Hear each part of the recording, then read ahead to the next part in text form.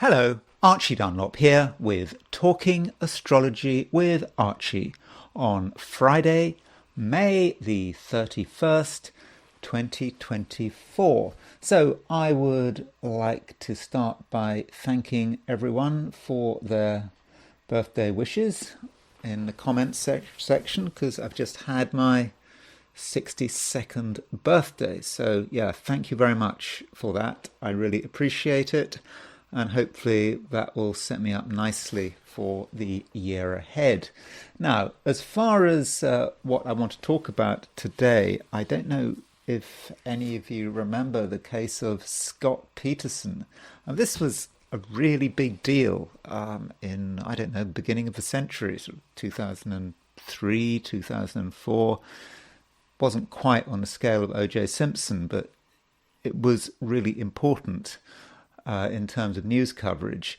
And so the story went that there was this man, Scott Peterson, and he was married, his wife, Laci Peterson, and on Christmas Eve 2002, she disappeared.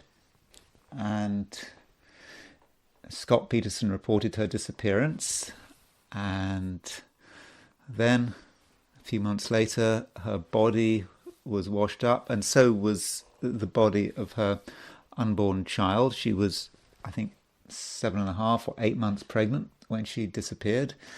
And in the end, Scott Peterson was arrested, and he was convicted of her murder, and he was sentenced to death. I think the death sentence was commuted.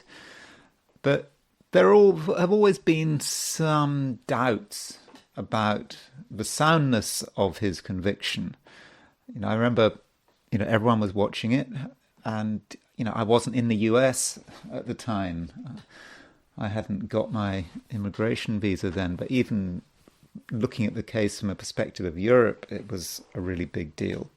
And now there have been renewed questions about the soundness of this conviction, and I think the Innocence Project has been doing some work on it, and some DNA is going to be tested. Now, I must make it clear that I'm not a sort of real crime expert. I'm not really into that kind of thing, so apologies if I've got some of the details wrong, but I do have I have the main horoscopes right, and all the main parties were born in California. And the great thing about California is one tends to get good quality horoscopes from people born in California. We have timed births, so we know what date and what time Scott Peterson was born.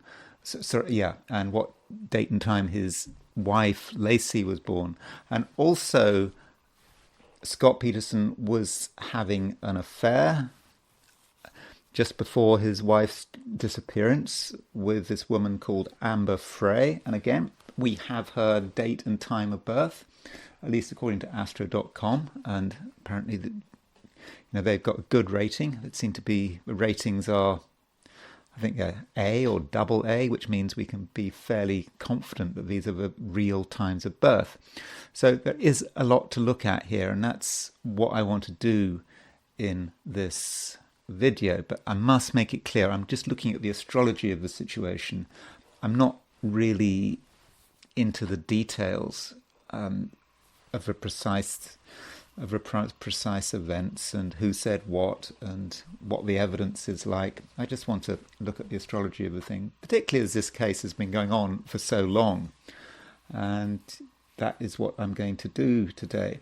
But before I do all that, I want to look at the astrology and the I Ching for today, which is Friday, May the 31st, 2024. So here is the chart set for noon, New York. So we see that the moon is most certainly in Pisces. Moon is going to be in Pisces all day, and that doesn't matter what your time zone is. So with the moon in Pisces, we would expect a day which is perhaps a little more emotional than usual, that we can, to an extent, express our feelings, or at least we can feel what is going on around us, though we should not forget that the moon is conjunct Saturn. So when you've got the moon conjunct Saturn, there might be a bit of a damper on things. We might want to express ourselves emotionally, but it might not be entirely possible. So the feelings exist, but the question is, are we able to communicate those feelings? And the moon, having made the conjunction with Saturn, makes a sextile with Uranus and a sextile with Mercury. And indeed, that Mercury-Uranus pairing is conjunct. There is a conjunction between the two today. So that does create a bit of excitement. And so if we are feeling that we can't properly express ourselves, then perhaps we just have to be patient. There's got to be a way. And with the moon making a sextile to Mercury, that is a great aspect. The two communication planets, the moon and Mercury, coming together. So if we can't express ourselves to begin with, I think eventually we will be able to get our message across. And perhaps we have to make a bit of an effort to cause a surprise, because Mercury is conjunct Uranus. Mercury conjunct Uranus is about surprises, sudden realizations, saying things that people don't expect. And I think that is something that we really can use. And just a reminder, as I was saying yesterday, that Mercury conjunct Uranus is on Donald Trump's midheaven. Donald Trump has got his midheaven is around 24 Taurus. I think we've got this hush money trial. The jury are out. I don't know when the jury are going to deliver their verdict, but imagine if you're Donald Trump, he must be feeling incredible tension with this Mercury conjunct Uranus on his midheaven. Aside from that, Mars and Chiron are still fairly close to a conjunction. We can see that Mars is at 23:38 Aries. Chiron is at 22:15 Aries at noon today, New York time. So there is a certain sense that some of us may feel that we can't fully express ourselves in the way we would like. We may feel a little bit isolated. We might be concerned that perhaps if we were to do what we want to do, if we were to be fully assertive, we might get a negative response. But it's important not to be self-conscious. Mars is in Aries, it's conjunct Chiron, it's actually conjunct the North Node. So if we feel that something needs to be done, then we should probably go ahead and do it within reason. Obviously, we don't want to do anything dangerous or that is incredibly disruptive. So we've got to be sensible, but not too sensible. And as far as the midpoints are concerned, yesterday I mentioned that the Sun was aspecting the Jupiter-Saturn midpoint. Well, the Sun is still aspecting the Jupiter-Saturn midpoint. And just a reminder, with that Sun aspecting the Jupiter-Saturn midpoint, there is a continuing concern about the society in which we live, about the economy that is so important to all of us. The global economy, the national economy, the local economy, it does matter. And that's because Jupiter and Saturn is about starting and finishing. Jupiter is about expansion. Saturn is about discipline. And so that's really what the economy is all about, isn't it? Can the economy expand? Is it expanding too fast? Does the government need to increase interest rates? Is there a danger of recession? Is there a danger of inflation? This is what the Jupiter-Saturn pair are all about. And I think that many of us are going to be thinking hard about it. Maybe it's about inflation. maybe inflation is actually starting to weigh on us. If we're buying stuff, we might be thinking, this is expensive. I mean, I know we think this is expensive all the time, but particularly today, with Sun aspecting with Jupiter Saturn, those feelings might be especially clear. And it's not just the Sun that's aspecting the Jupiter Saturn midpoint. Venus is also aspecting the Jupiter Saturn midpoint, and that's not surprising because we're feeling the growing influence of a conjunction between the Sun and Venus. And with that Sun-Venus conjunction, we need to start to think a little bit about what Venus is experiencing. Venus is about relationships. It's about how we relate to people. And with the Sun making a conjunction to Venus, we may feel, at least some of us may feel, that our usual ability to relate isn't quite as good as it should be. Perhaps we feel that something's in the way.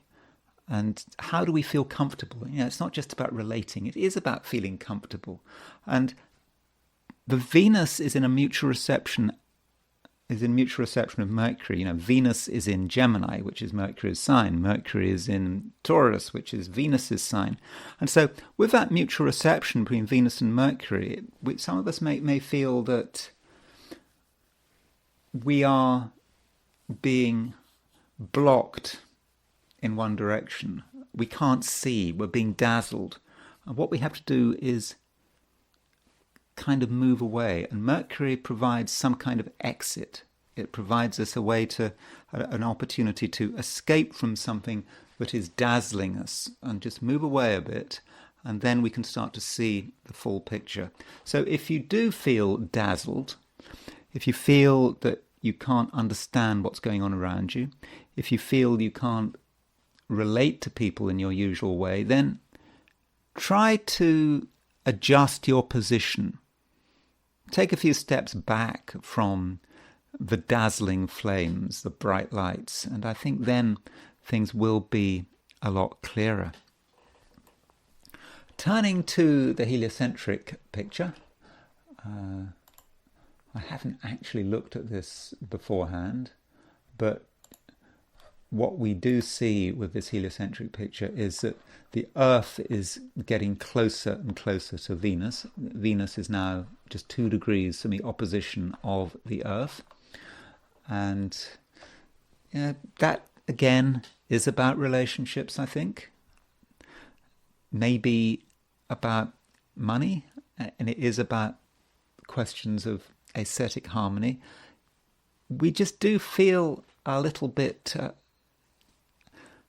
distant, that we can't really get too close to any one person. And maybe that's a good thing, because I think that Earth opposition Venus, which, remember, Sun conjunct Venus is the same as Earth opposition Venus. It's the same thing, but seen in a different way. And I somehow think the Earth opposition Venus is a kind of nice way of looking at it. And that perhaps gives us some objectivity. We can see people for what they are. And I think that can be useful. So maybe once we take a couple of steps back from that dazzling light, Sun conjunct Venus, we can start to understand people, and perhaps then we can get a better idea about whether certain people can be trusted. And really, from a heliocentric perspective, that's about it. It is about that Earth opposition Venus. So you could say, well, maybe the heliocentric chart is a bit redundant because we already know that the Sun is conjunct Venus. But I just think it's good to just remember that the Sun is at the center of the solar system. So now, as usual, I want to look at the 12 signs. So these are my forecasts for today, which is Friday, May the 31st, 2024. Aries, you are not quite your normal self today. Aries is quite an assertive sign, and you like to take action quickly. You don't really want to think about it for too long. But right now, the moon is in Pisces. It's making a conjunction to Saturn, and your attention may be focused in several different places, perhaps overly focused on your own feelings. Yeah, your feelings are important, and Aries, like everyone else, has strong feelings, and sometimes you just have to accept the power of your feelings, and maybe also accept that there are limits to how much you can do. So really, Aries, don't try to accomplish too much. Now, it's not that you need to regard yourself as being stuck.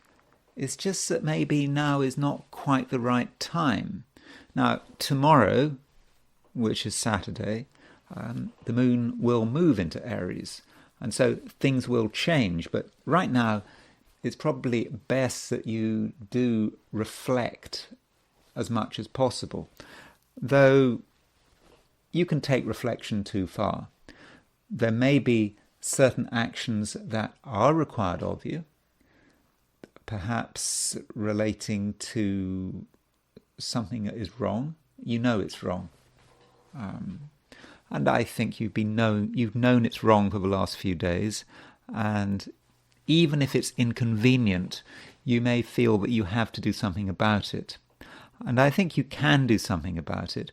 But perhaps, Aries, you need to recognize that you can create positive change without being direct, that you can do things in a roundabout kind of way that is not expected, people aren't anticipating it, and perhaps you'll then have the element of surprise, and with the element of surprise you can actually create changes which are not really about your benefit, but are really about other people's benefit. And I suppose in some sense you can act on other people's behalf. In certain situations you may have to almost be someone's champion, someone who can't speak for themselves.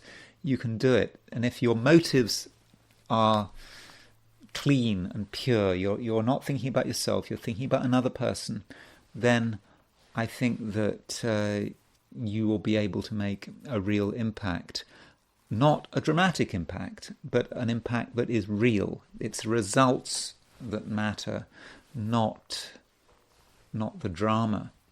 And we shouldn't forget that Venus is ruler of Libra, your opposite sign. Venus does represent the other person, and right now Venus is getting very close to the Sun, and so another person is finding it somewhat difficult to make sense of things. Perhaps they're in a state of indecision.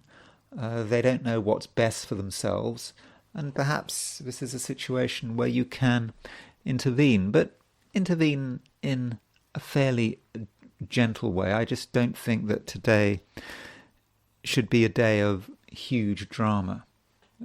Your aim should be to make things happen with the smallest possible footprint. Taurus. Mercury is making a conjunction to Uranus. Today, that conjunction between Mercury and Uranus is exact. And it's in your sign. And furthermore, Mercury is in mutual reception to Venus. So in many respects, Mercury represents you. I know that, I keep saying, Venus rules Taurus. But you could say that at the moment, Mercury also has rulership of Taurus. Now, you're going to say that's wrong. Mercury doesn't rule Taurus. Yeah, I know Mercury doesn't rule Taurus. But when I see Mercury and Venus in mutual reception in each other's signs, Venus in Gemini, the sign of Mercury, Mercury in Taurus, the sign of Venus, then I am thinking perhaps that there is a link between Taurus and Mercury. It's a temporary link. And I think, Taurus, you are in a position where you can actually have quite a powerful impact. You can make people sit up and listen. And perhaps the reason you can make people sit up and listen is because they have certain expectations of you. So people who know you well have got used to Taurus behaving in the same old way, and they expect you to behave and say the same old things. They almost expect you to be rather boring. And you have a chance today, I think, to surprise them. So if you have a chance to surprise people, to do something that they just simply weren't expecting, then I think you'd be putting yourself in a good position, and that you'd be able to do that quickly. It's like you can turn the tables in an instant. From being in a weak position, you can be in a strong position, and it can be done very quickly. Though it's always a good idea to think that if you are in a weak position, why might that be the case? And I think that would be perhaps because certain things going on, perhaps at home, in your domestic life, involving your family, could be just cluttering you up, preventing you from seeing things as they are. Maybe the demands being put on you by members of your family, or simply by the minutiae of your own home, are just preventing you from seeing the big picture. So don't get too caught up in your home and family, because that could just prevent you from making the most of your potential. You have to think about what you can do that is unique to you. You don't want to behave in an expected way. I mean, that wouldn't just be boring, but it would also, in a way, allow you to be controlled. If you behave how people expect, then the longer you do that for, the more you're controlled by them. But by doing something that is original and dynamic, that makes people sit up and listen, you will be establishing, or perhaps re-establishing, your unique personality. Gemini. Mercury is your ruler, and Mercury is making a conjunction to Uranus. This conjunction to Uranus, I think, looks good. It's about you being original, and being original in your own way, and coming up with things that perhaps haven't occurred to you before. But don't make a big fuss about it. You don't have to be out in the world doing stuff, being in the public eye to be original. In fact, if you want to be original and have wonderful thoughts, then perhaps you need to spend a little bit of time alone, being in a situation where you're not having to deal with other people and their demands. When you're alone, you have freedom. Fewer people around you, the freer you are. And once you have decided what you want to do and how you want to do it, and what your unique contribution actually is, it's then that you can start to interact and explain what's on your mind and how you want to do it. And I think that people will very, very much appreciate it. Now, if you are going to mix with other people today, I mean, you might not want to. I don't think it's in any way compulsory or required to mix with other people. But if you do happen to want to mix with other people, I think it's very important that you try to seek out kindred spirits, because there are kindred spirits out there. A couple of people who are completely on your wavelength, who understand your need to be original and will appreciate your originality. Of course, there are other people who don't appreciate your originality, who just want things to be done in the same old way. And I think that those kinds of people should probably be avoided. And in terms of your social life and the people around you, it's actually quite a complicated picture. You're aware that some things are beginning to decay. Certain relationships do have a certain air of decay. I'm not necessarily talking about close relationships, but people you've maybe known for a bit of time, maybe not a long time, but you're starting to have second thoughts. And it's almost like in the process of getting to know people, you're also in the process of realizing why you don't want to know them. And so it's really quite a confusing picture. And I suppose some Geminis might find that they're getting in touch with people who they know are actually no good for them. But somehow you still want to get in touch with them. And maybe that is a sense of Geminis being over-curious. Geminis are always interested in new things. And if someone has a side to them which is a bit disreputable, then maybe you might be attracted to it. But I don't think that is an attraction that is going to be particularly useful. In fact, the wrong people could cause a lot of damage. So there are temptations there to, link up with the wrong people who really might not do you any good at all. So a bit of self-discipline in that department might be a good idea. Though, really, I don't see why you shouldn't be quite disciplined and focused today, because there is a conjunction between Moon and Saturn.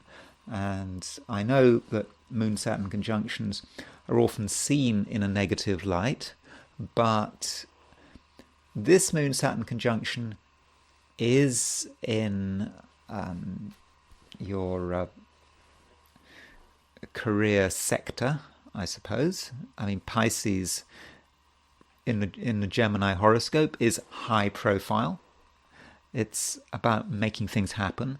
And I actually think that with this Moon-Saturn conjunction, you will have a great deal of discipline, especially as the Moon is making a sextile to Mercury and Uranus. It's like you can focus your original individual self, and you can focus it on achieving things. And perhaps that's where Saturn is working. Saturn is giving you that focus, perhaps realizing that you can't be all things to all people. You can't always do things other people's way. You just have to focus on what is important to you, and you must do it your way. And I suppose that goes back to needing a certain amount of isolation, maybe even a little bit of secrecy. There's a limit to how much you should be revealing today. And perhaps the less you reveal, the stronger you will become. Cancer. You realize, I think, that it is actually important to have a firm philosophy on which to base your life and your decisions. Because if you don't have a firm philosophy, or it may be a sense of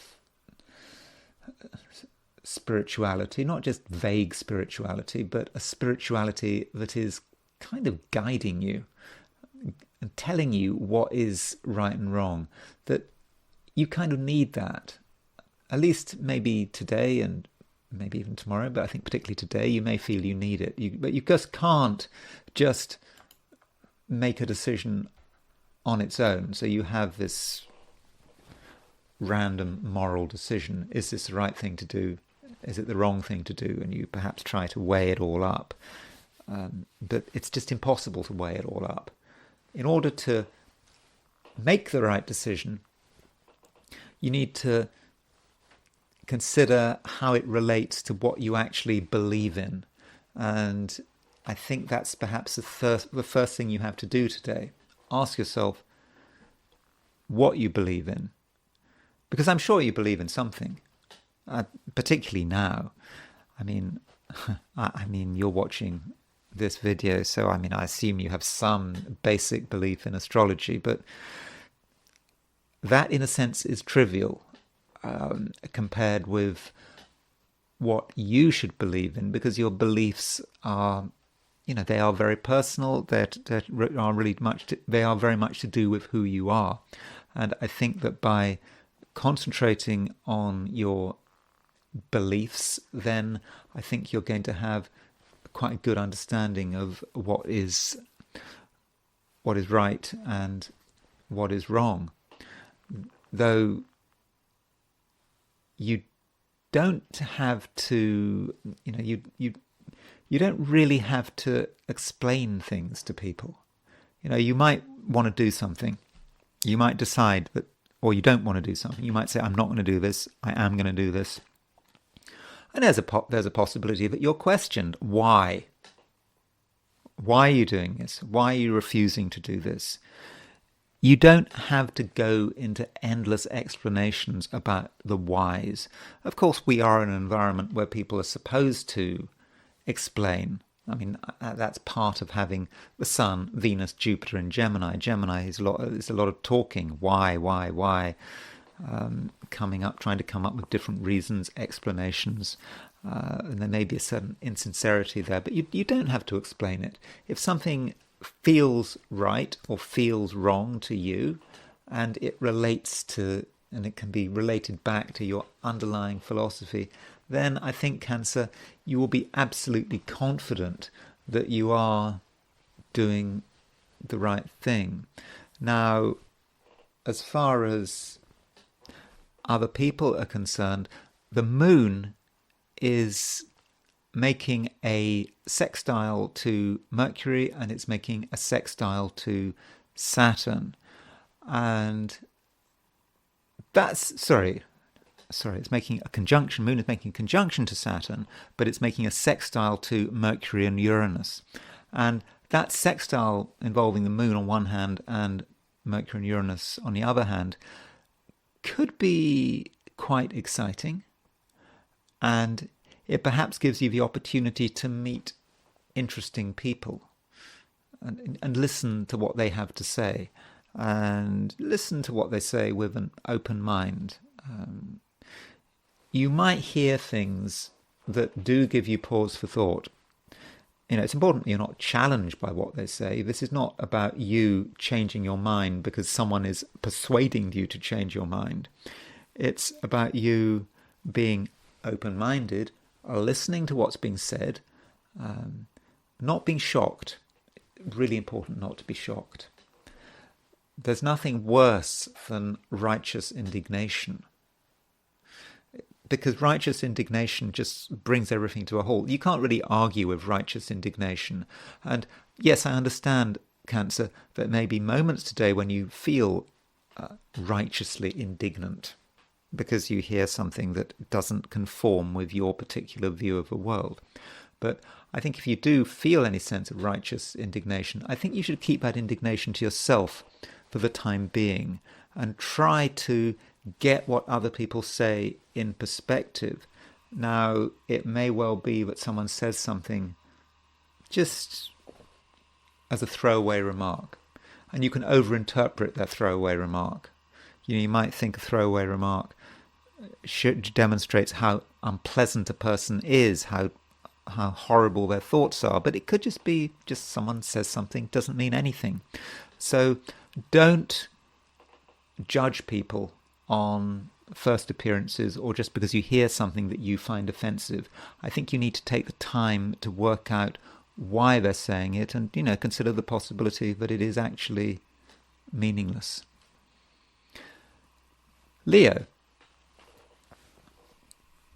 I will repeat what I said yesterday, because the Sun remains on the Jupiter-Saturn midpoint, or the Sun remains aspecting the Jupiter-Saturn midpoint. And so Leos are going to be thinking about the wider world, how the economy impacts them, and things like recession, inflation, unemployment. These kind of issues are going to be important to you, even if they don't affect you. You're just going to be concerned about it. And I think that, many of the people around you are perhaps also going to be concerned about it. Though, don't exaggerate. I know that there is a capacity at the moment for Leos to maybe worry too much. And that is because the moon is in Pisces, and the moon is conjunct Saturn in Pisces. So with moon conjunct Saturn in Pisces, there may be a certain temptation for Leos to sort of think hard about the way they're feeling, and to sort of worry and allow your worries to fester. But that doesn't really suit you, does it? You're just picking up on what's happening around you,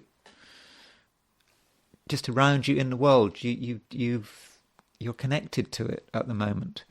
So something you're worried about may just be some societal worry that you're just picking up on it. So it's going to be very important that you don't take it to heart.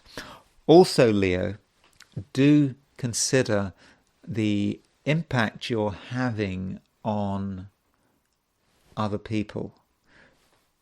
You are in a fairly strong position at the moment, particularly by day.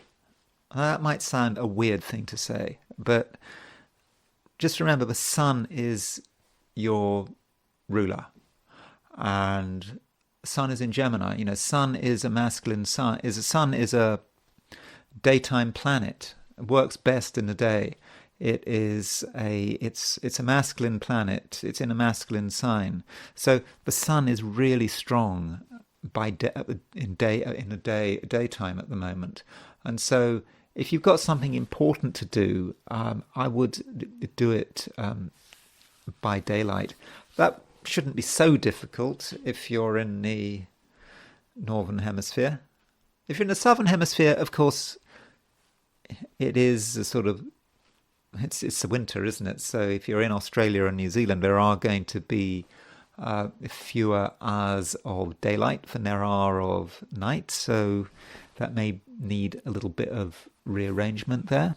But, it's a subtle thing. But if you want the best possible chance of making an impact, try to do it by daylight do it by day rather than by night. And yes, at the same time, you can be a little bit overwhelming. Certain people might just not know how to handle you, and you might not be aware of that to begin with. Maybe you're just underestimating your strength. You're just underestimating how much impact you're having. But you do have an impact, and some people might just find you a little bit too much to handle. So be aware of that and be ready to tone things down if necessary. Finally, I should point out that there is a conjunction between Mercury and Uranus in Taurus. Now, quite recently we had a big build-up in Taurus. We had a lot of stuff in Taurus. We had the Sun in Taurus, we had Mercury in Taurus, we had Venus in Taurus, we had Jupiter in Taurus, Uranus in Taurus. But now the planets have moved on, they're moving into Gemini, but still we have Mercury and Uranus in Taurus. Mercury is not going to stay in Taurus forever. Let me just tell you, when does Mercury move out of Taurus? That's something I should be able to tell you. Mercury moves out of Taurus really soon. It moves out of Taurus, is that the 3rd of June? I think that's the 3rd of June. Mercury moves into Gemini, on Monday. Next Monday, that's it. Mercury is gone.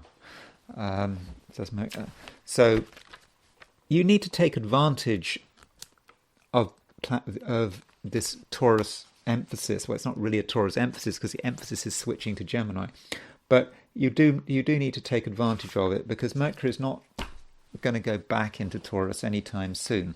It'll go back into Taurus next year. And Taurus is a sign which is connected with your ambitions, with what you want to do. And so with this Mercury-Uranus conjunction in Taurus, there's not going to be a Mercury-Uranus conjunction for a bit of time. So take advantage of it. And I think, Leo, this is making you quite inspired. And if you take a good look at what's happening in terms of your ambitions and what you want to do, you might have some really, really powerful inspirations, just a real sense of what you are supposed to be doing. It will become very clear. You won't have to think about it. You won't have to analyze it. You won't have to weigh things up. It'll just come to you, just like something just becoming really obvious. I'm not going to say like a flash of light, because this is Mercury conjunct Uranus in Taurus. This is not Mercury conjunct Uranus in Aries. It's about you just seeing the signs. And if you are working today, or you're engaging with whatever ambitions you are involved with, because you don't have to go into work, or you don't even have to have a job to have ambitions. You can just have ambitions. But if you engage with your ambitions today and really think them through, something will just become obvious. It's just, you can touch it, it's so obvious. And with that realization, you're going to feel a great sense of certainty. And I think that's going to really help you once Mercury leaves Taurus. Mercury will leave Taurus very soon. It'll go into Gemini, but you will remember what you have realized, and that will guide you in the short term, over the next few weeks, maybe months. Virgo. Well, I've been talking a lot, Virgo, about this conjunction between Mercury and Uranus. And this conjunction between Mercury and Uranus is important. It's important to you because Mercury is your ruler, and Mercury is, it's conjunct Uranus. And it's conjunct Uranus in Taurus. And, Taurus is a sign which has a natural sympathy with your own sign. I mean, Virgo is an earth sign. Taurus is an earth sign. And there's Mercury-Uranus in Mercury-Uranus in Taurus. It's about you being able to see things differently. Having access to knowledge that you perhaps don't normally have, and it's a kind of knowledge that doesn't really have to be analysed. I mean, I know that Virgoans do like to analyse things, that they like to sort of weigh up the details. They try to work out how things fit together, and they don't want to make an immediate decision. But this isn't like this. It's about just getting insights which don't have to be analysed.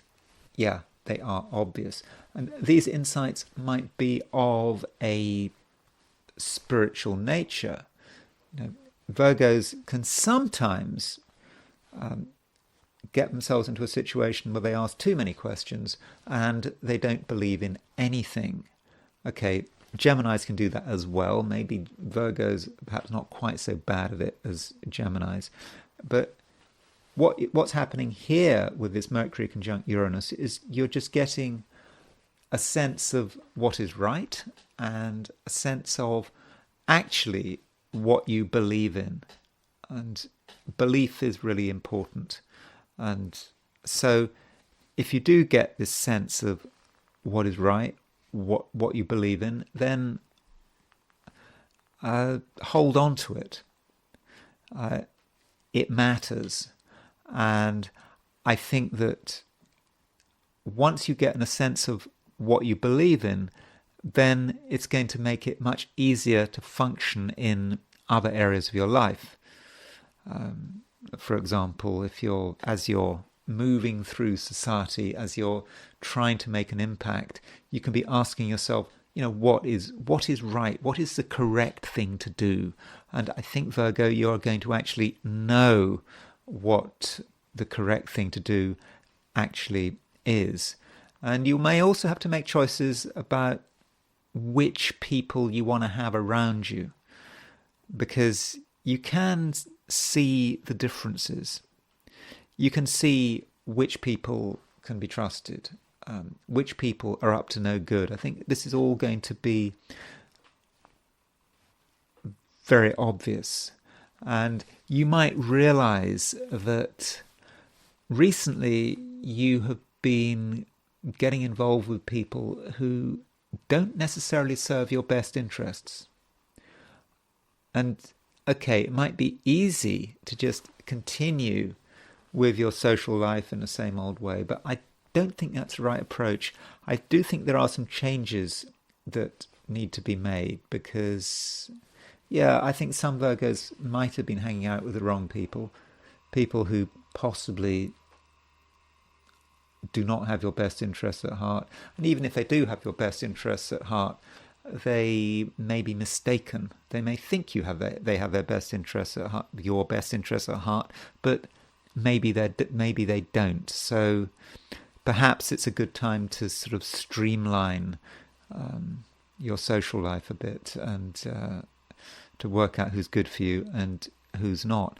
And other people are going to be important. We cannot deny this because the moon is in Pisces, and Pisces is your opposite sign. Pisces is opposite Virgo. So when the moon is in Pisces, you do find that other people are important, that they can't be avoided, especially when we've got moon conjunct Saturn in Pisces. So with this moon conjunct Saturn in Pisces, you're aware that certain people and maybe certain situations as well are really holding you back and are preventing you from doing what is important to you. Fortunately, the moon, having made the conjunction with Saturn, it makes a sextile to this Mercury-Uranus conjunction that I've just been talking about. So if you find that your horizons seem to be limited by other people's demands, you're going to be able to look beyond the restrictive atmosphere created by other people, and you'll be able to look beyond it, and you'll be able to see what you need, and you're going to be able to, I think, make a sudden change. And I think if you so wish, you can actually move very quickly away from certain people who are just holding you back. I mean, maybe it's like, in that sort of Star Wars thing, pressing a button and just going into hyperspace. If you want to do that, you can go into warp drive or whatever, and people from the past holding you back, very quickly they can be light years away, and you can be somewhere new and exciting. Libra. You, Libra, are trying your best to make sense of things. That's always a good position to be in. Not perhaps taking things for granted. understanding that you can't really rely on anyone else to make sense of things. You're the one who has to deal with the reality of what's in front of you.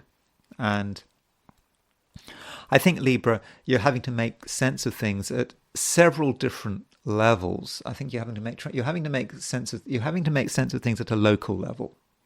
And sort of by local level, I suppose that is where you're sitting, where you are right now.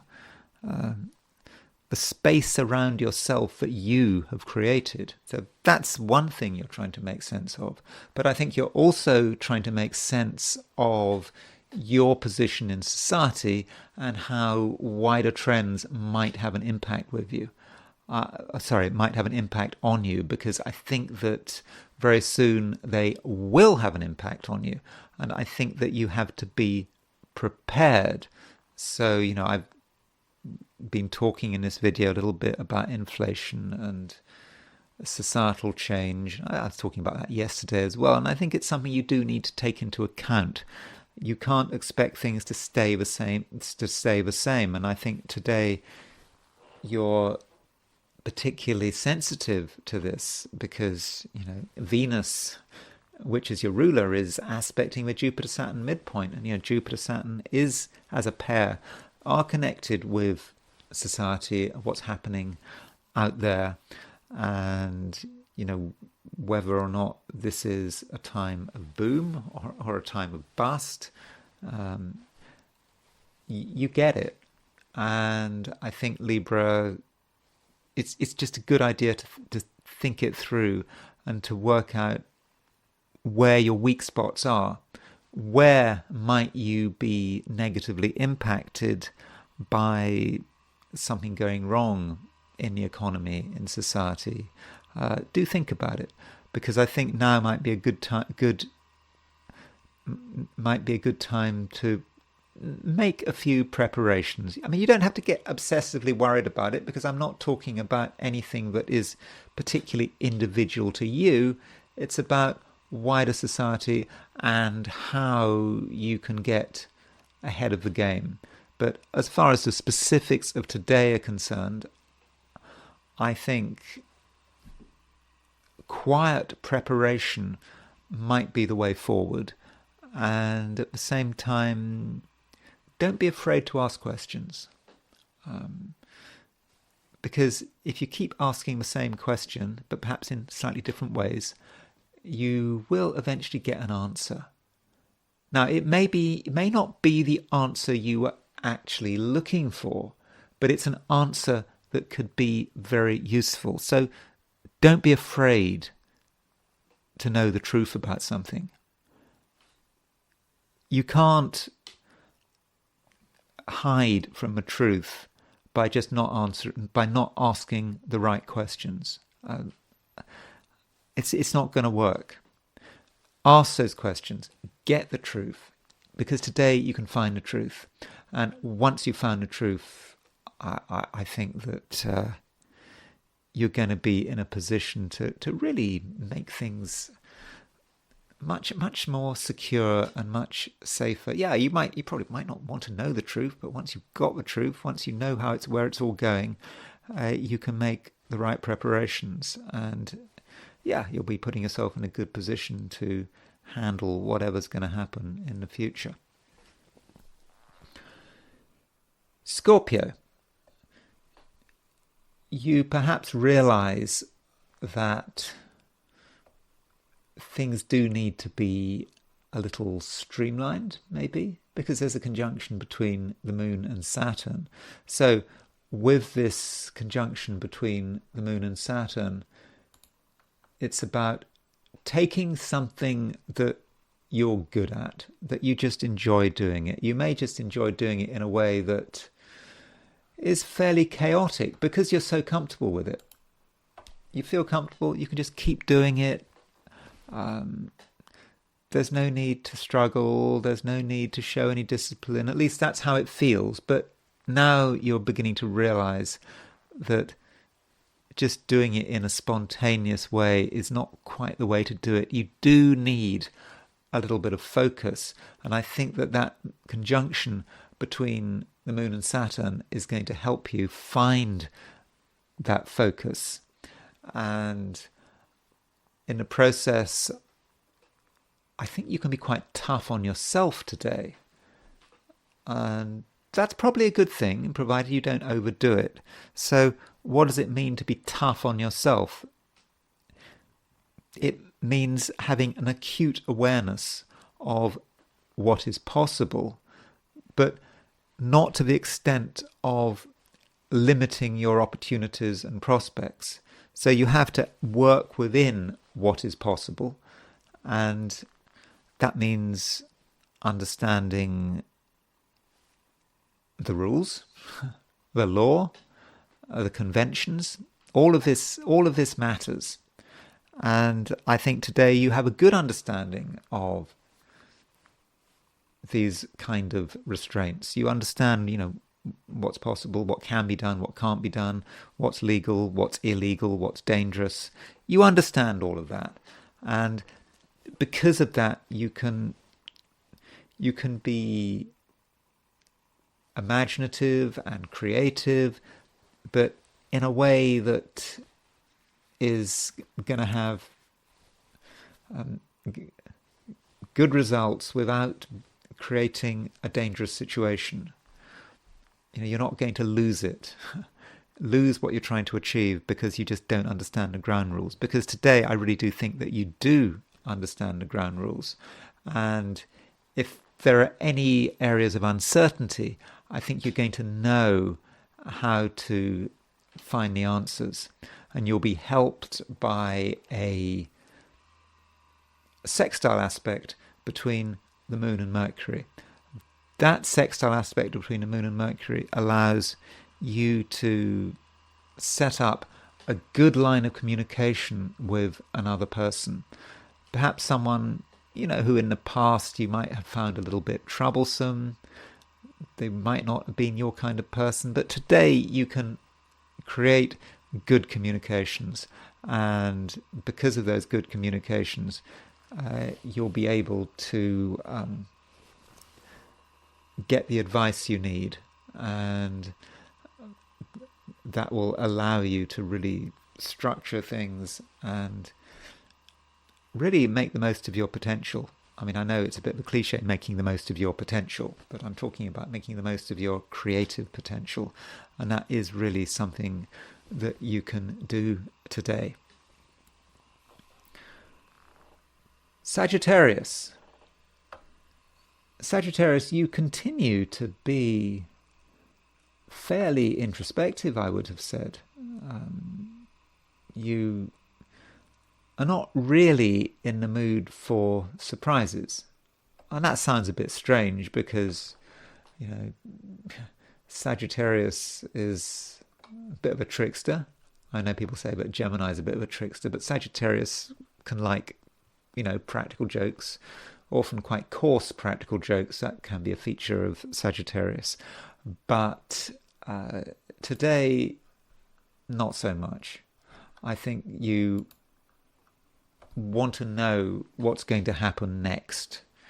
And perhaps the reason for that is that there's a conjunction between the Moon and Saturn. It's just reminding you that you have to know where you are. If you want to,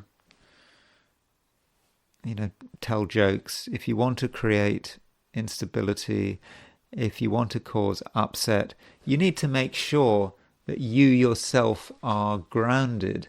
And I think right now that's really important to you. So, yeah, you're not really in the mood for just creating that kind of instability. Now, that doesn't mean to say that you have to be completely boring. Not at all. The Moon is making a sextile with Mercury, and it is also making a sextile with Uranus. And with that sextile, remember also, Mercury is exactly conjunct Uranus. And so you can make changes, not random changes, not changing something just for fun, just because it seems like a good idea at the time. It's changes that you've actually known were important for a long time, but you perhaps haven't got it together to actually take action. But now you're ready to take action.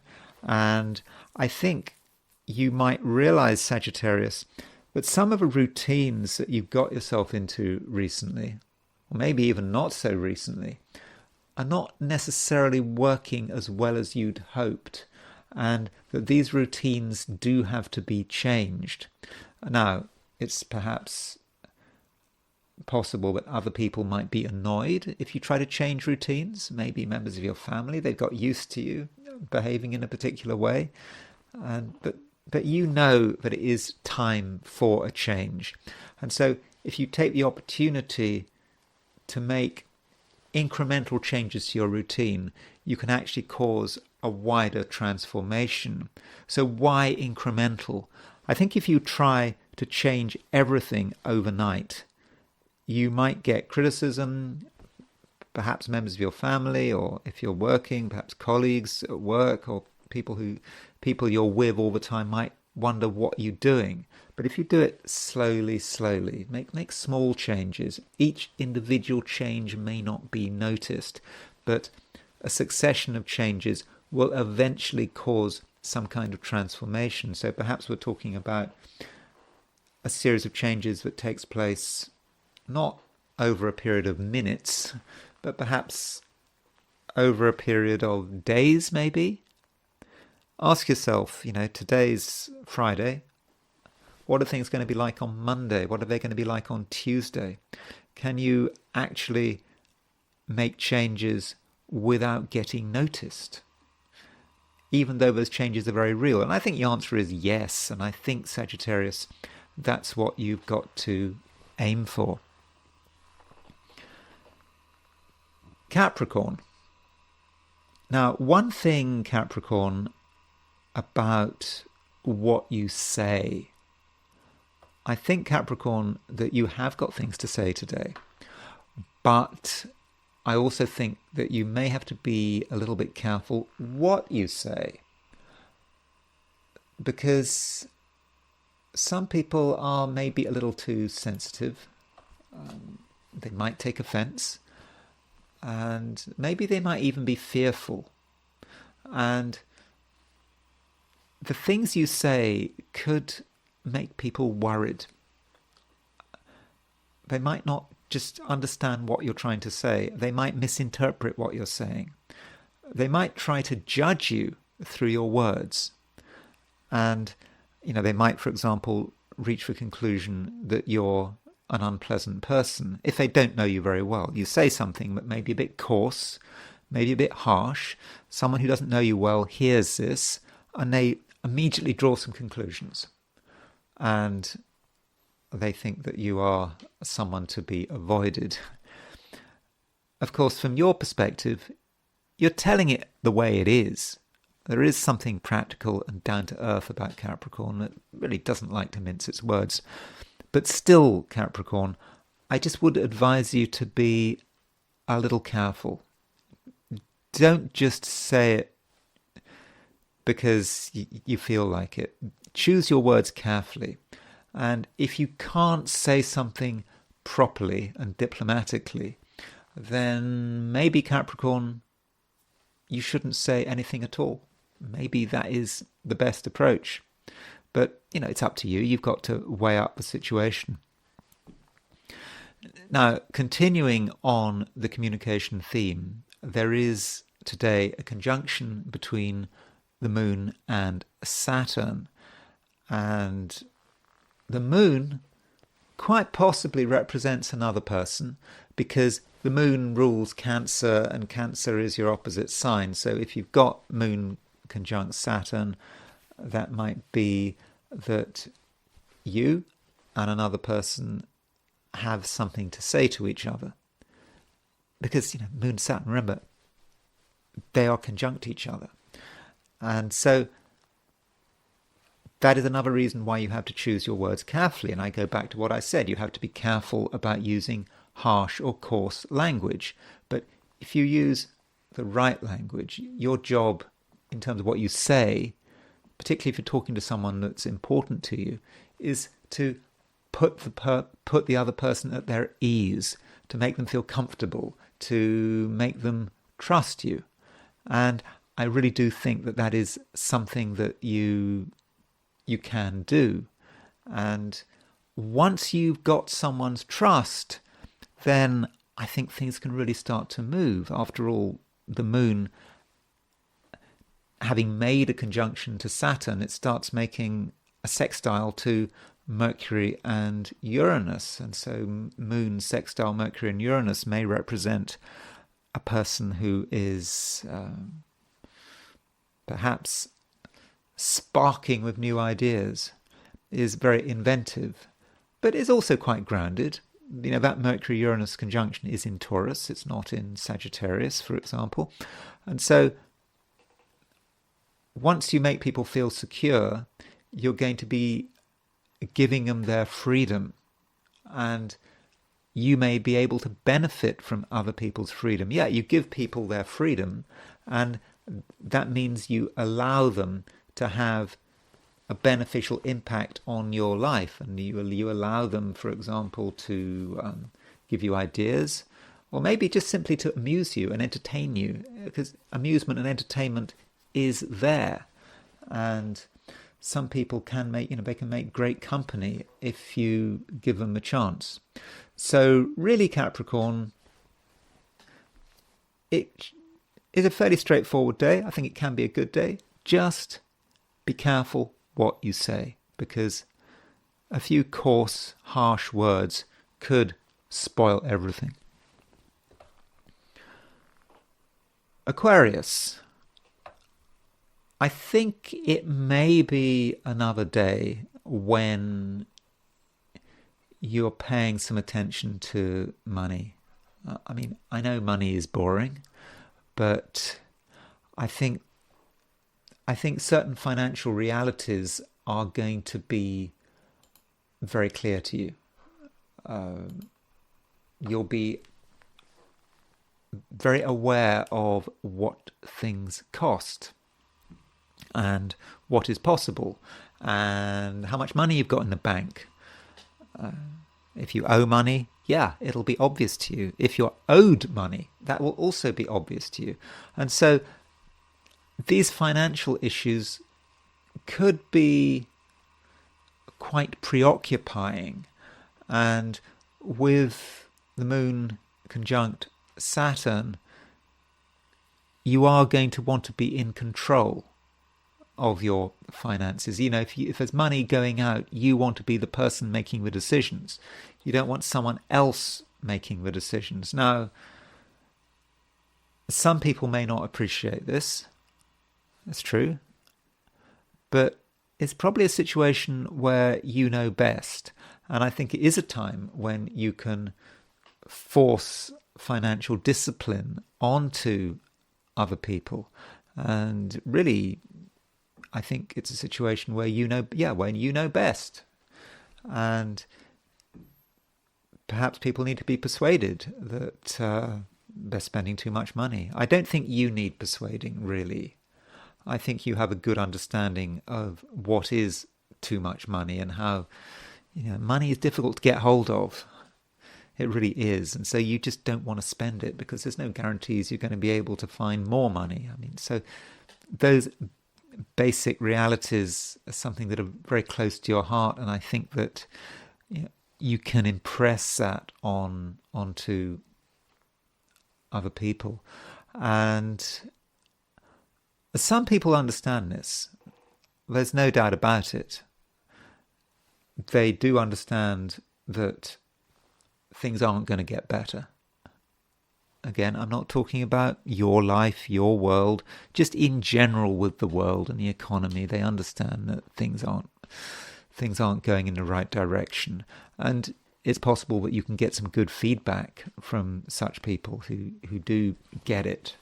And so Aquarius, in some respects, then it's actually quite a sensible day, even quite a serious day, when you and those close to you are going to be able to just focus on what is real, and you're going to, want to create an environment where you're properly prepared.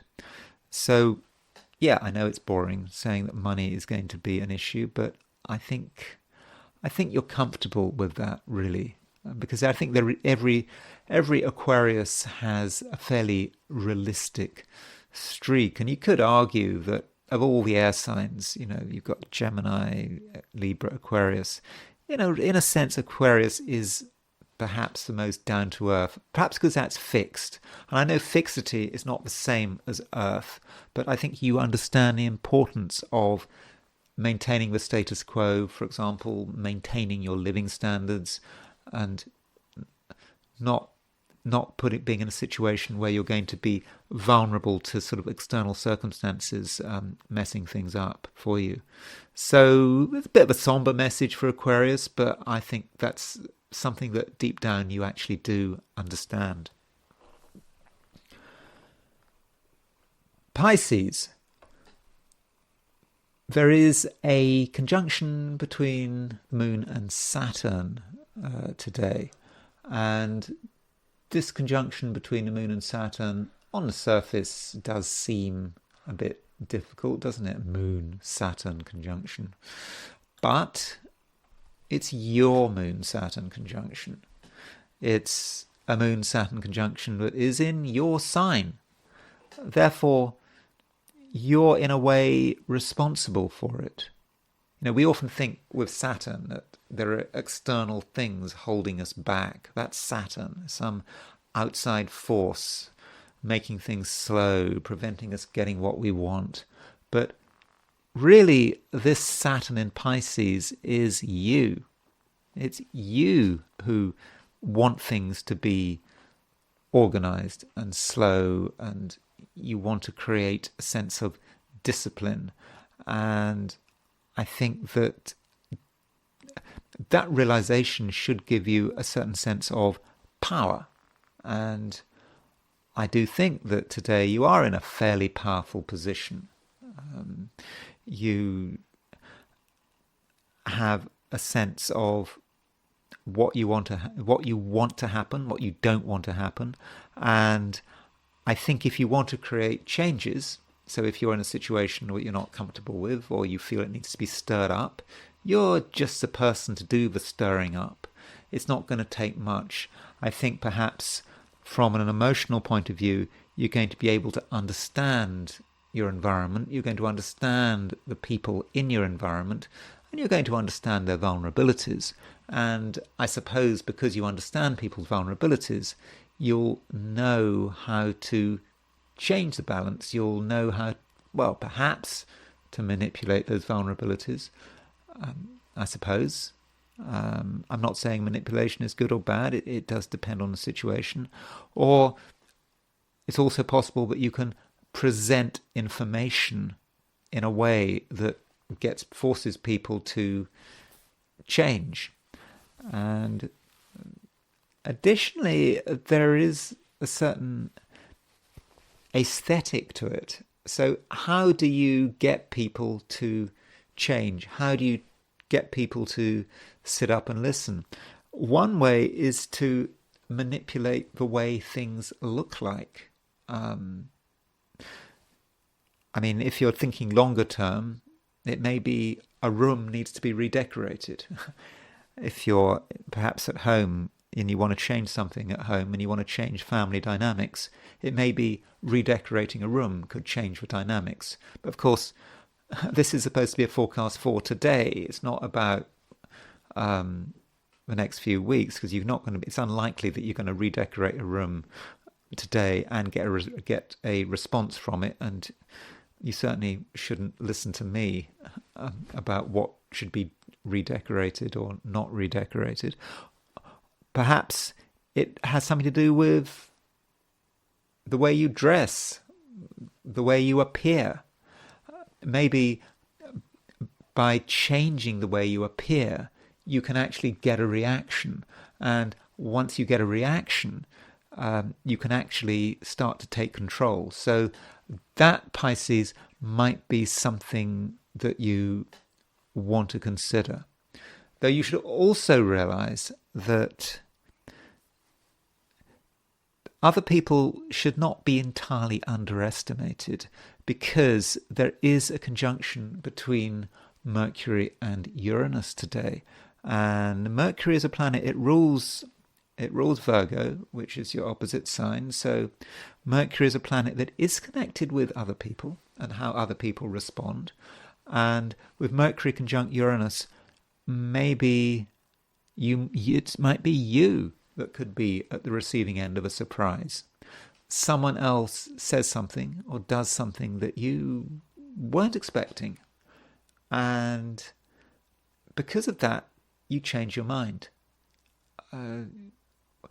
Or at the very least, you have pause for serious thought, because you suddenly realize that your expectations and your view of the world was somehow not right, that you had been too limited, you'd made assumptions, and just maybe that something someone says just changes everything, and you may have to redo some of your plans. But I think that is likely to be a good thing. And those are my forecasts for the 12 signs. And what I want to do now is look at today from the perspective of the I Ching. So I asked the question, what is Friday going to be like for those watching the I Ching segment of this video? Now, I do keep repeating that formula, and it might sound a bit boring, but this is just a reminder that when you are consulting the I Ching, you have to be very clear what you're asking. And if you're asking a question of the I Ching, indeed of other oracles, for example, Astrology, it's a good idea to write it down. And the wording can be very important. Okay, in this case, I'm always asking the same question, but I think it's good practice to ask the question and to write down that question, which is, what is Friday going to be like for those watching the I Ching segment of this video? And every word matters. It's not what is Friday going to be like for everyone. It's what is Friday going to be like for those happening to be watching the I Ching segment of this video. It's not what Friday is going to be like for those who watch this video but don't watch the I Ching segment. No, it's very specific. So be specific when you ask oracles questions, and writing things down is I think, at the very least, good practice. So the first hexagram I got was peace, hexagram 11, and we can see that the bottom 3 lines are all unbroken and the top 3 lines are all broken. And in a way, that's the way things should be. The bottom trigram represents heaven in a way. We have heaven has come down here on earth. The superior, the elevated, the good is down here, and earth can reach to heaven because the 3 broken lines are at the top. So everything is in the right place. And so things are moving. And we have a sense that things are in the right place, and we feel comfortable, and everything's in order. And that's the way it starts. But there is a moving line. The second line from the bottom moves. And what this second line from the bottom means is that we have got to be very aware of what is going on around us. And we mustn't be complacent. Things might be fine. There might not be any arguments. There might not be any fighting. Everyone might be behaving properly.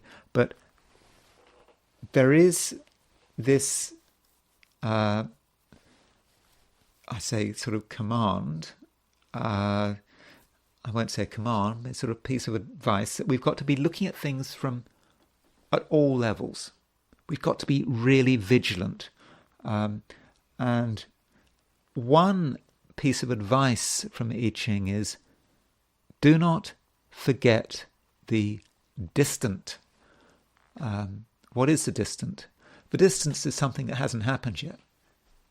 The distance is something we can see on the horizon, and we might be tempted to think it doesn't matter. We don't need to bother about it. But what is distant could get closer and closer and closer. And all of a sudden, it could become apparent. Now, when I was talking about the astrology for today, I mentioned the fact that the Sun and Venus actually, is aspecting the Jupiter-Saturn midpoint. Now, the Jupiter-Saturn midpoint is about the economic cycle, it's about recession, unemployment, inflation, it's all the things that can go wrong with society, for example. It's all the things that can go right with society as well, because boom follows bust, as bust follows boom. But do not forget the distant, and that the distant is a potential crisis that could be coming up, but it's on the horizon. Doesn't mean to say that it's our crisis. It could be a crisis in society. Wherever we are, don't assume that things are always going to be like this. And if we are proper and we prepare, and we are attentive, we will be fine, I think. Anyway, this line moves. The second from the bottom moves, and that takes us to a different hexagram. Now, don't panic when you see the title of this hexagram. This is hexagram 36, the darkening of the light. I know that sounds a bit grim, but it's not as grim as it sounds. You can see the symbolism of this hexagram. You know, we have got the top three lines are all broken. Perhaps that represents a sort of the gross elements, the inferior elements that have ascended to the heights. And the bottom three lines represent the sun, hence the darkening of the light. And the darkening of the light may actually represent us and our light. There is an absolute acknowledgement here that we have definitely got something to offer, that we are maybe a cut above the rest. We know more than other people. We're in a good position. We should be in a good position. We've got talents and abilities that really people should make the most of.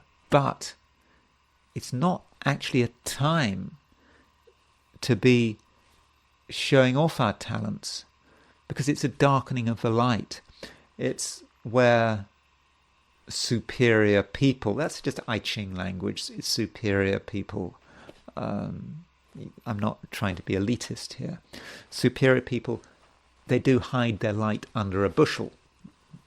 And that is something we need to do, or need to consider doing. If we were to reveal everything we were, we would reveal our talents, we really want to show the world what we can do, we might not get a good reaction. We might attract jealousy.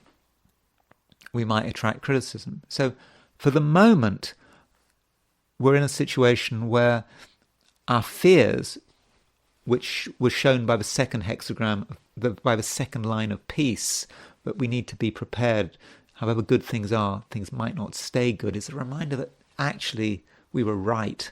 Things aren't going to immediately get better. We are in a situation where we're going to have to keep a low profile, but we're not compromised. We're not damaged by this. We just have to bide our time, because sooner or later the circumstances will change. We will get a chance to show our light.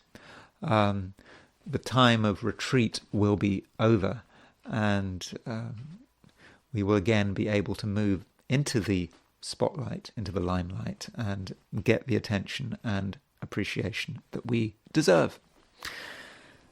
Now I want to go back to the astrology and consider the case of Scott Peterson. So we do have a timed chart, and I suppose there is this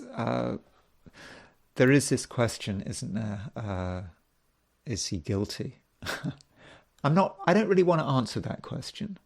I mean, clearly he has been convicted of this crime. So he remains in prison.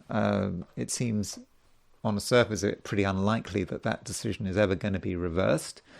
But there is that implicit question when looking at Scott Peterson, did he do it?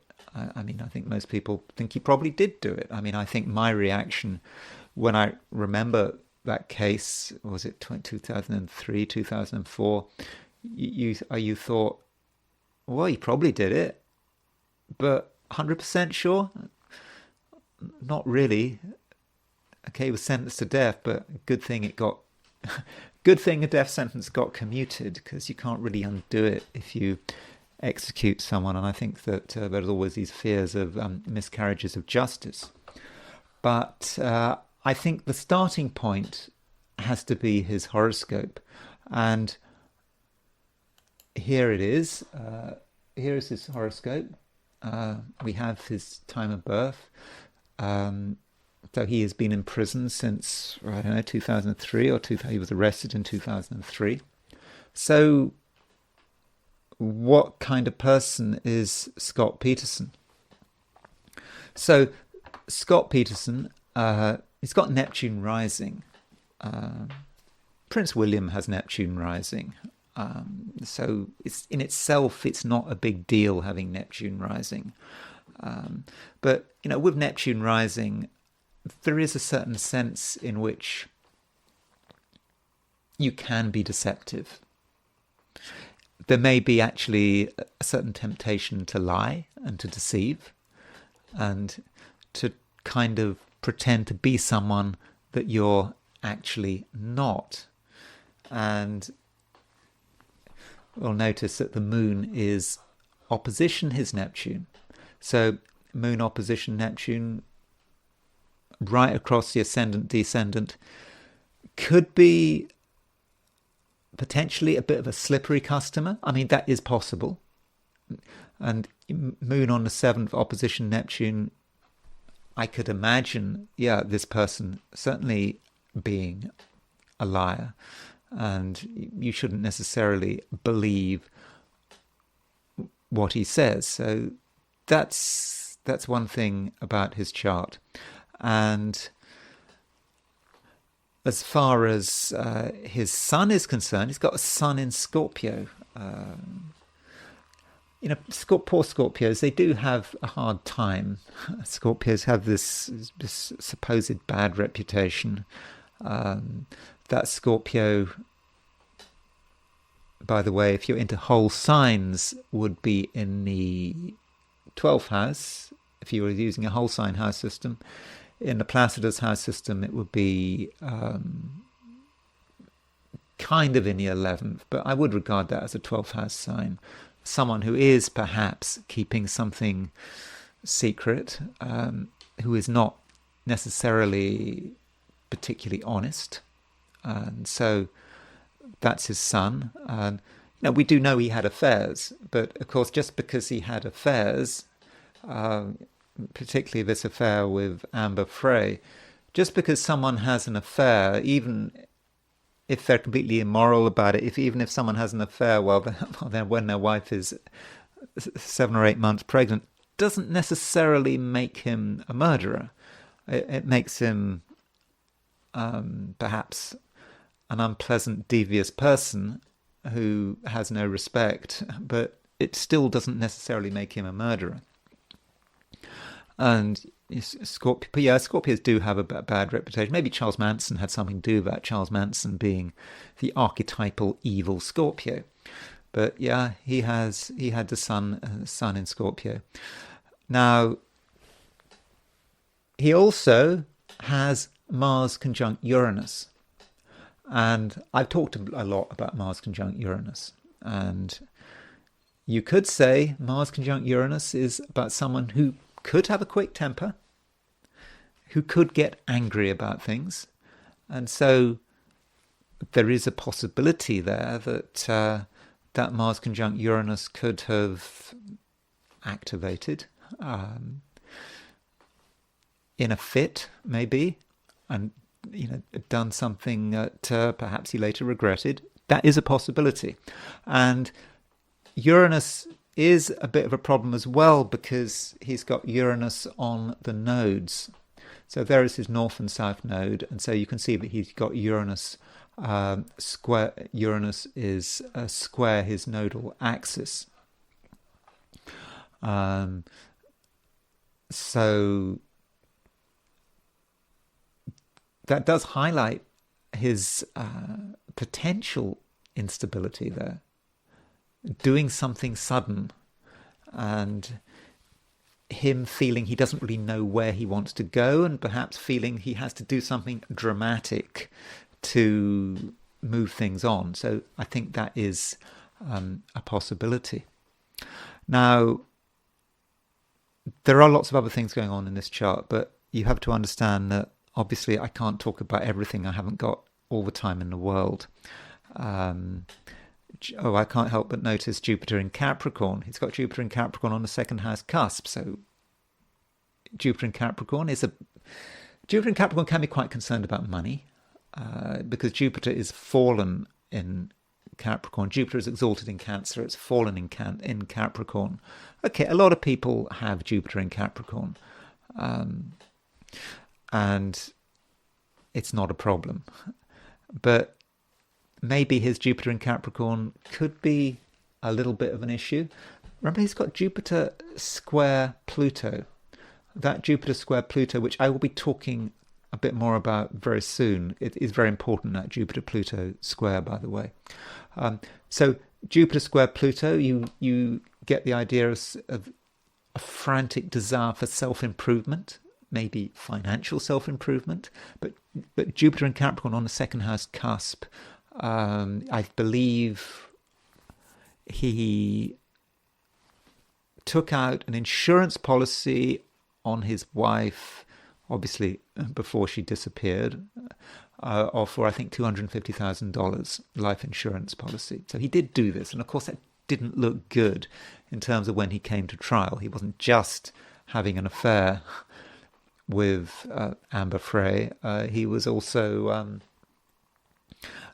he'd also just taken out an insurance policy. People don't really like to see that in a run-up to a murder trial, when juries don't really want to know about that, do they? I mean, if they do find out about it, it doesn't help if you want to be found not guilty. So perhaps Jupiter in Capricorn, he was trying to improve his financial position. Jupiter square Pluto, maybe felt taking out an insurance policy was the right thing to do. Now, why do I regard that Jupiter-Pluto square as being important? Well, the reason is the midpoints. And I think this is a chart where midpoints are really quite important. And I just want to look at his 90-degree dial. Remember, 90-degree dial, all the conjunctions remain as conjunctions. The squares remain as conjunctions. The squares are shown as conjunctions. The oppositions are shown as conjunctions. The semi-squares, sesquiquadrates, are shown as oppositions. So remember, he's got Jupiter-Pluto square. So on a 90-degree dial, his Jupiter and Pluto are shown as a conjunction. That's his Jupiter-Pluto square. And he has two midpoints that I find really, really important. That Jupiter and Pluto are both on this midpoint. And this midpoint is, on one hand, he's got Mars, and on the other hand, he's got Venus and Saturn. So his Jupiter-Pluto conjunction is on the Mars-Saturn midpoint, and it's on the Mars-Venus midpoint. So that Venus-Saturn is a reminder that in his chart he has a Venus-Saturn square. So Venus-Saturn square can be a bit of a problem for relationships. It can actually indicate promiscuity. That might not seem immediately obvious because you think about Saturn, you think about responsibility, and that could, Venus-Saturn square, I suppose, could be about responsibility, but Venus-Saturn can be about just not seeing the emotional dynamics of a relationship, being cold and just seeing it in a sort of mundane, mechanical kind of way. That could be how Venus-Saturn works. And perhaps this is what happened in his case. He was able to just, even though he has this loving wife, trying to keep the home going, and apparently she liked to watch Martha Stewart on TV, and tried to clean things and tried to be a perfect wife, apparently, but Venus-Saturn wasn't really moved by it, and at the very least he had an affair. And so this Venus-Saturn, his Jupiter-Pluto is on the Mars-Saturn midpoint and on the Venus-Mars midpoint. So Venus-Mars is about sexuality. It's about sex. In his case, I would guess. And I would have said perhaps about desire. Jupiter on the Venus-Mars midpoint, Pluto on the Venus-Mars midpoint. So perhaps his sexuality was, and the free expression of his sex drive was just important to him. And it's linked with Mars-Saturn. So he's got the Mars-Saturn midpoint close to the Venus-Mars midpoint. And of course the Mars-Saturn midpoint is about death and destruction. Might be about destroying things. And so yes, that Jupiter-Pluto on the Mars-Saturn and Venus-Mars midpoint is dangerous. It could be really dangerous. And I suppose we need to remind ourselves also that when he was born in 1972, so it basically just happened just after his 30th birthday, and the disappearance. And if we go back to his chart, so there is his chart, and if we look at when his wife disappeared, which was Christmas Eve, I mean, that doesn't really help. Even, you can imagine the jury, Christmas Eve, this sort of very sacred family day, that's even worse, isn't it? It really doesn't help. And so turning to the Christmas Eve, and this is the positions when she disappeared on Christmas Eve 2002, and he did own a boat, I believe, or he went fishing. He had access to fishing. Of course, she was found in the water, but these were the opposition. The outer wheel represents what was going on that day. I don't know precisely when she disappeared, but I just gone for noon, and notice that he'd just had his Saturn return. So that was what was happening to him at the time. He had Saturn return. So, it's a Saturn return event. I suppose maybe his wife is pregnant and she can't give him everything he wants, and he's looking elsewhere for other opportunities. But it's a difficult time. It's, as for Saturn return, so there is a lot of stress. And as far as the transits are concerned, I am interested in what was transiting his Jupiter-Pluto midpoint, because if something transits Jupiter and Pluto, it's also transiting his Mars-Saturn midpoint. Remember, Mars-Saturn is connected with death. And so there's his Jupiter, there's his Pluto. So the Sun was actually pretty close to a conjunction with his Jupiter, and the Sun was pretty close to a conjunction of his Pluto. So that means the Sun was on his Venus-Mars aspecting his Venus-Mars midpoint. The Sun was also aspecting his Mars-Saturn midpoint. Okay, is that a big deal? It happens every 6 weeks. But Venus, look at Venus. Venus is at 1713 Scorpio. So there was actually a Sun-Venus semi-square. So Venus was aspecting his Jupiter. Venus was aspecting his Pluto. So he had the Sun and Venus on his Mars-Saturn midpoint, on his Venus-Mars midpoint. And I would have said that was interesting. And though, what does it suggest? Okay, it just could be. What it signifies is his wife being murdered by someone else. Doesn't necessarily mean it was him that did the murdering, but it's certainly a Mars-Saturn event. So those are his transits. I did want to also look at his solar arc directions, and I understand that. Don't worry, I'm going to look at other charts. Don't worry, I'll get there.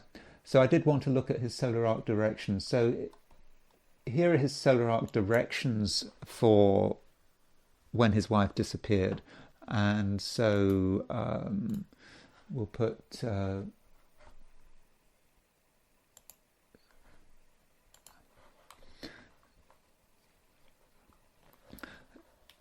so I mean, I'm not saying that there's a tremendous amount going on, but his solar arc directed ascendant was on his Jupiter. So in other words, his solar arc directed on his Pluto. So the solar arc directed ascendant was on his Venus-Mars midpoint and on his Jupiter and on his Mars-Saturn midpoint. So Mars-Saturn is triggered again, and Neptune had just sort of moved off that. So there's the ascendant there. The Sun was just crossing his ascendant, and so perhaps from his perspective, it's like he wanted a new beginning. Sun on the ascendant. I don't know how you get that new beginning. I mean, would killing your wife be a way of finding a new beginning? With the Sun, solar arc directed Sun was opposition his Moon. I think he perceived some kind of new beginning. And don't forget, his directed Sun had just moved into Sagittarius. So with his directed Sun moving into Sagittarius, he'd been in Scorpio. Remember, he is born. His Sun is born at the beginning of Scorpio. So from a progress point of view, Sun moving into Sagittarius, opposition his Moon, conjunct his ascendant. Things have changed. He wants variety. He doesn't want to be stuck with this woman. I mean, that is one possibility. Although, which one of this doesn't mean that he's gone and killed her, not necessarily. Then there's Saturn. There's Saturn at his progressed directed Saturn at 2027 Cancer is opposition is conjunct his South Node. There is an indication there of someone perhaps doing something they shouldn't be doing. Now that might just be having an affair. Might not necessarily be that he's actually killing anyone. We don't know for sure, though of course he has been found guilty. Then I just want to look at his connection between his wife. What was the synastry between him and his wife, Laci Peterson? And so there is Laci Peterson's horoscope.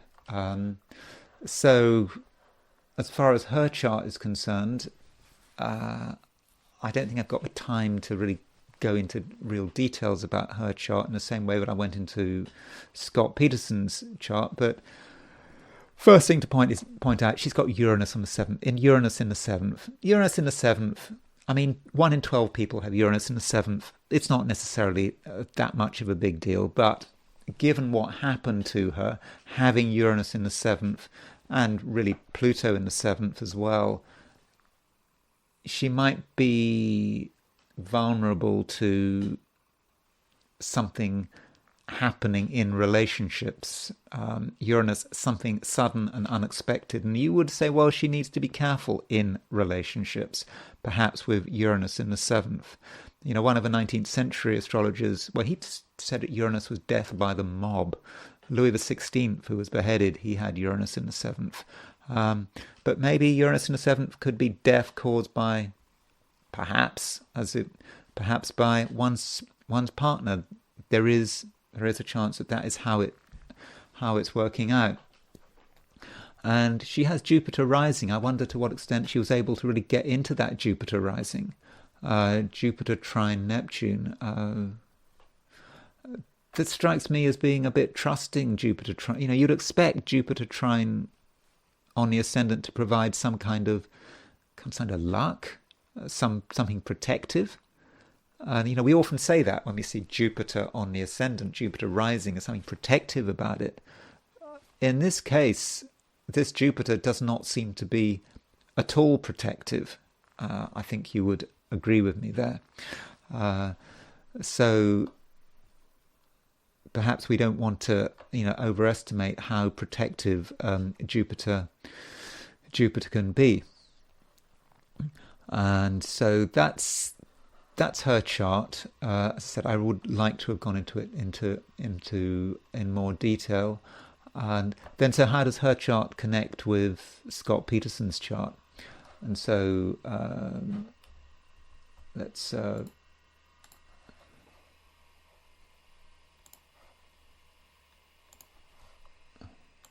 so her chart is in the middle, and Scott Peterson's chart is on the outside, and so Scott Peterson has a Chiron-Mars opposition. Chiron-Mars, Chiron is the maverick, isn't it? I mean, normally you'd expect something a bit sacrificial with Chiron-Mars, but Chiron-Mars may be, we're seeing Chiron-Mars, there's something weird about how he asserts himself. Something, the maverick, but this time a maverick not perhaps in a very nice way. And his Mars is on her fairly close to his 7th house, her 7th house cusp. So that could be a problem there. Notice his Saturn is conjunct her Venus. So Saturn conjunct Venus in Synastry can often be a problem. So Venus would be her femininity, and so that would be Saturn. Maybe he was overly critical. She's trying her hardest to create the perfect household for him, but his Saturn is undermining her femininity, and of course it doesn't help that he's having affairs, does it? So that might be how the Saturn conjunct Venus is working, and there's also some nodal stuff. So there's her south node at 1 degree Gemini, so that's where she should be moving away from. And then his moon is on the south node, so his moon, he's picking up on it. I suppose if you're into karmic stuff, you could say, well, maybe she knew him in a previous incarnation. I don't know. Apparently when she met him, she was immediately thought he was great, and said she met the man she was going to marry. So that's moon conjunct at the south node. And then his ascendant was conjunct her north node. So his moon, Scott Peterson's moon opposition the ascendant, was right on her nodal axis, and so that probably really helped bring them together. Now, one thing you can do when you're comparing two people is create a composite chart. So a composite chart is basically, what it means is you take each pair of planets, so you take her sun, his sun, you find the midpoint, her moon, his moon, find the midpoint, her midheaven, his midheaven, find the midpoint. For the ascendant, you use a table of houses and you just read off what the ascendant would be for that latitude. So that's how you create the composite chart. So I set up a composite chart for the two of them. So this is a chart of both of them. and this is okay. This is a chart I got. So you know, she was a Taurus. So if she was a Taurus, he was a Scorpio. Midpoint Scorpio Taurus is Leo. So that's why we've got the Sun in Leo there. And so what is interesting about this composite chart is, or perhaps disturbing, is Mars and Saturn. There is Mars opposition Saturn in this chart. Remember, Mars-Saturn is a death pair. That indicates that there's going to be a bad ending to it. Now, again, that doesn't mean to say that he killed her. She was killed, but the Mars-Saturn, that's all, perhaps all that it's going to indicate. And that Mars-Saturn opposition has got Pluto on Pluto square Mars, Pluto square Saturn. I mean, it's not nice. And also Sun-Venus, it's a Sun-Venus conjunction. I don't regard that Sun-Venus conjunction as being particularly nice either, because Venus is combust, it's burnt out by the Sun. So those are some thoughts about the composite chart. Then there is a different way of creating a composite chart, which is the Davison time-space chart. That's where you take... you find out when he is born, you take out when she's born, you find the midpoint between the two in time, and actually you take the midpoint in the longitudes that they're born, the places they're born, because they were both born in California, so it's not going to be that different. You take the midpoint of their longitudes, and then you take the midpoint of their latitudes, and that gives you this chart, which is the halfway chart. It's not as strong, I don't think, as the composite chart, but still, it's worth noting that Mars is on the IC. So Mars in Taurus on the IC does suggest trouble, I would have said. Saturn conjunct the South Node. It's not great, but I don't think it's as dramatic as the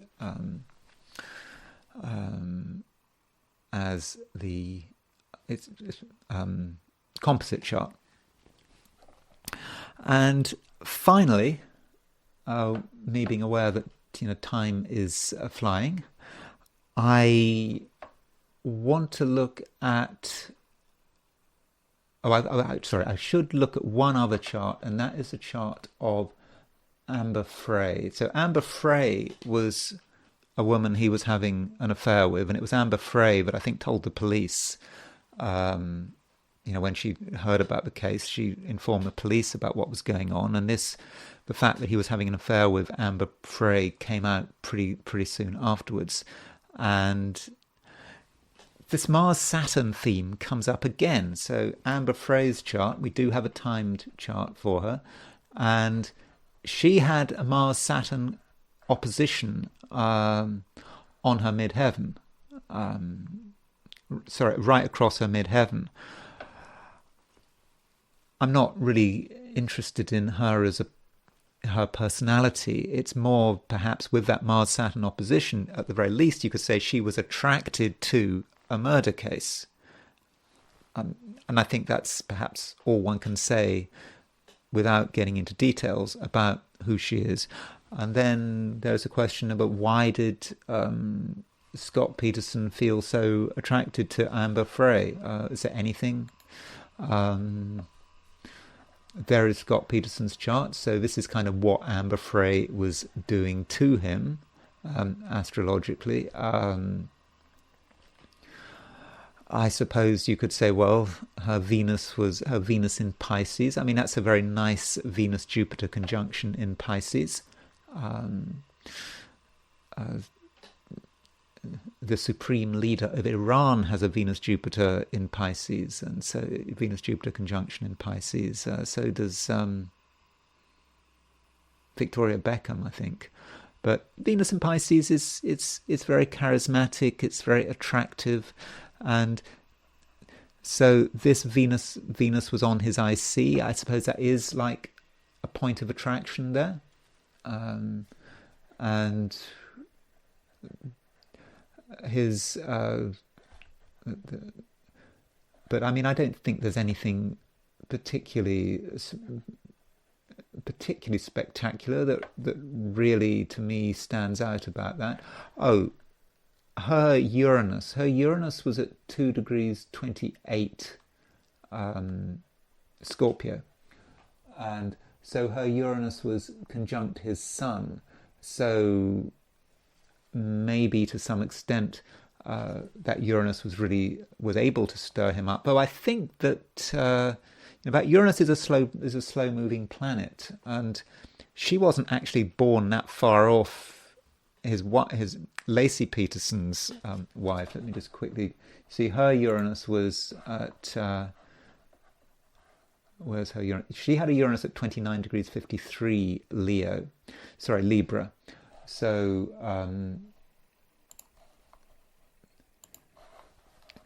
although her Uranus was in the kind of the same place as Laci Peterson, it just slipped into Scorpio and it was that much closer to his Sun, and so maybe she had a dramatic impact on him and on his life, someone who had Uranus on his Sun. So that's maybe one way in which she was able to have an influence on him. But I don't really want to say anything else about that chart. I want to go back to Laci Peterson's chart, and I want to look at her solar returns. I want to finish by considering solar returns. And so I want to look at two solar returns. I want to look at the solar return of 2002, and I want to look at the solar return which was 2002, which would have been when she was 27.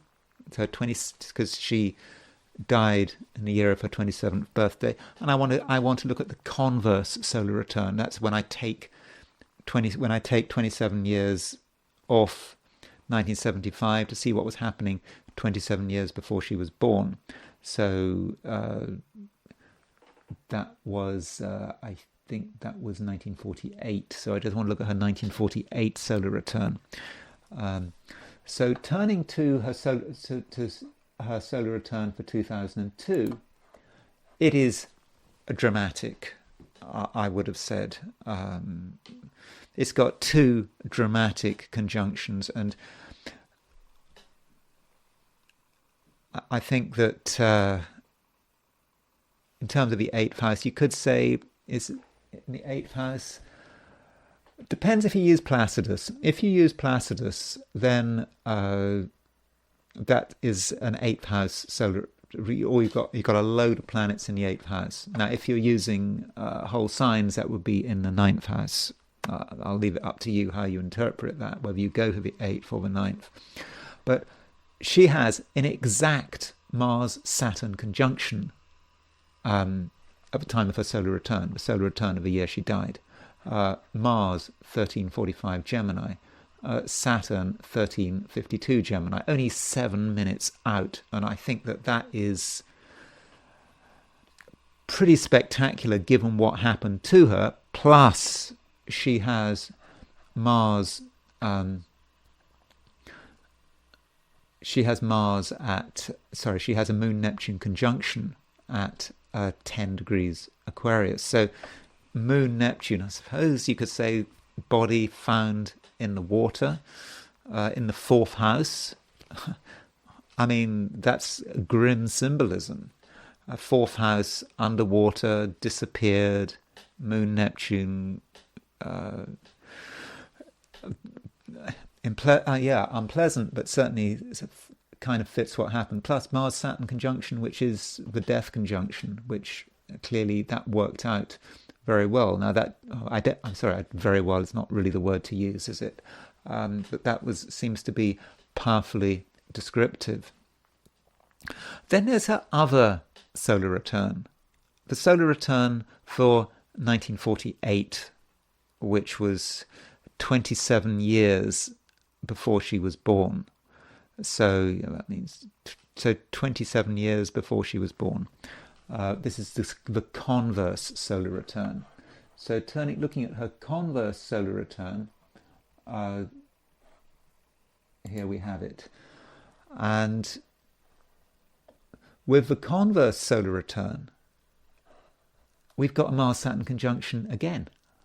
So, okay, it's not an exact Mars-Saturn conjunction, but that Mars-Saturn conjunction is, 6.5, 7 degrees apart. Now, if it was just on its own, Mars-Saturn conjunction, it's a bit wide.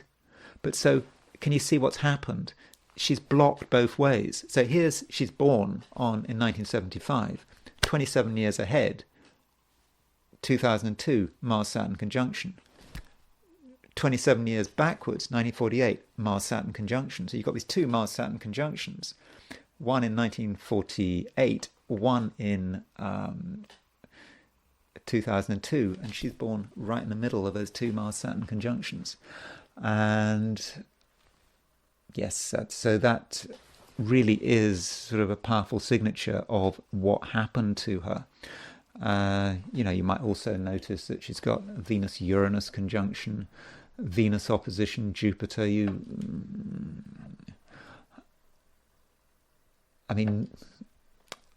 I suppose that somehow that's saying that something's happening, but I don't think I'd necessarily say that was about death. But I think it's just the fact that the Mars-Saturn conjunction, it confirms a solar return going in any other direction. So there was certainly reason for her to be cautious with those two solar returns.